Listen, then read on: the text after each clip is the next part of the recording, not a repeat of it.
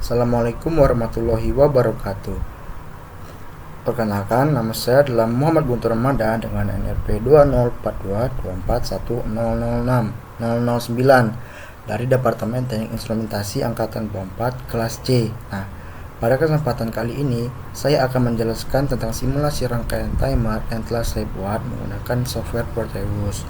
Nah, di komponen yang saya gunakan di sini diantara lainnya adalah dioda 1N4001 yang berfungsi sebagai proteksi arus balik.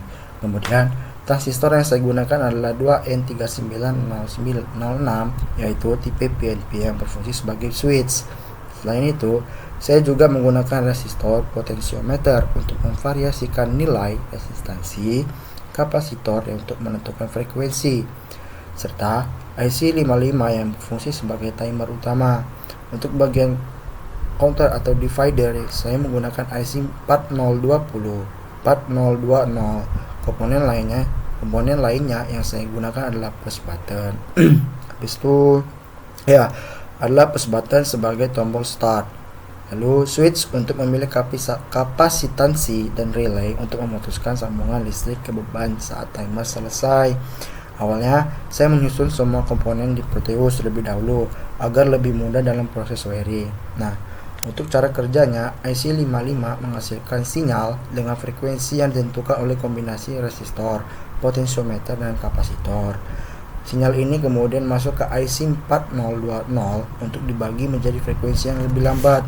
Output yang saya ambil dari IC4020 adalah dari pin Q13.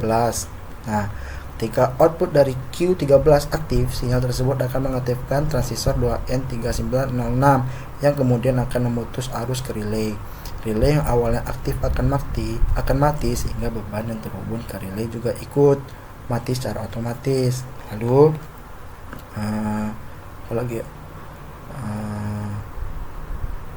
di dioda 1N4001 di sini berperan penting untuk melindungi transistor dari arus balik induksi yang terjadi saat relay mati.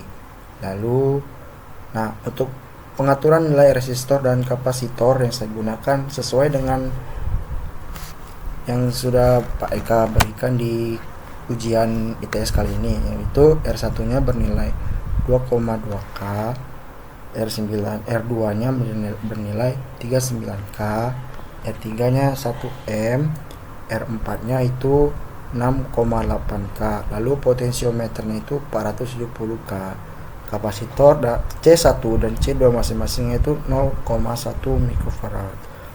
Setelah proses wiring selesai, saya memasang probe dari osiloskop virtual ke rangkaian.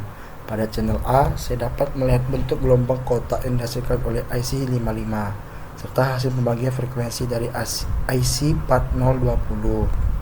Nah, dari tampilan osiloskop terlihat jelas bentuk sinyal-sinyal dari IC tersebut yang menunjukkan bagaimana rangkaian timer ini bekerja sampai akhirnya memutus aliran listrik sesuai dengan waktu yang telah kita setting. Demikian penjelasan dari saya. Terima kasih.